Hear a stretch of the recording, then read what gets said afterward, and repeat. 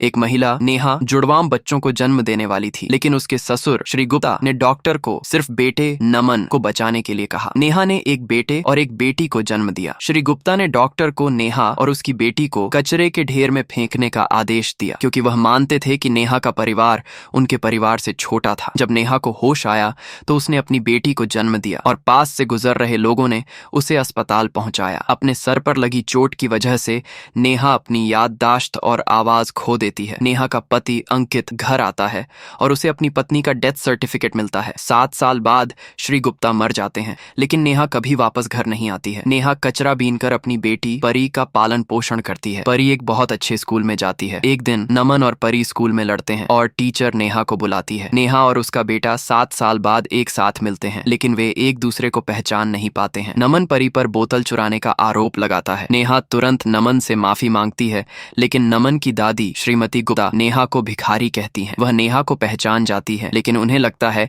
कि उन्होंने उसे कहीं और देखा होगा। श्रीमती गुप्ता परी को स्कूल से निकालने का आदेश देती हैं। नेहा अपनी बेटी के लिए उनसे माफी मांगती है। नमन ने परी को चिढ़ाते हुए कहा कि तुम झूठी हो, क्योंकि तुम्हारी माँ सुपर हीरो नहीं है, जैसा कि तुमने अपने एसे में लिखा था। नमन ने नेहा को चुनौती दी कि अगर वह सुपर हीरो है तो उसे ऊपर से कूदना होगा। नेहा अपनी बेटी के लिए कूद जाती है। नेहा को चोट लग जाती है और वह बेहोश हो जाती है। डॉक्टर परी को बताते हैं कि नेहा को सर्जरी की जरूरत है और यह सिर्फ अंकित ही कर सकता है। अंकित नेहा का घर देखता है। वह बहुत परेशान होता है और नेहा को बुरा भला कहता है। वह सोचता है कि एक माँ अपने बच्चे को ऐसे गंदे माहौल में कैसे रख सकती है। नेहा का प्यार और उसकी बेटी की मासूमियत को देखने के बजाय वह अपनी बीवी को पुलिस के पास ले जाने का फैसला करता है, यह सोचे बिना कि वह जिसे पकड़ रहा है वह उसकी अपनी पत्नी है।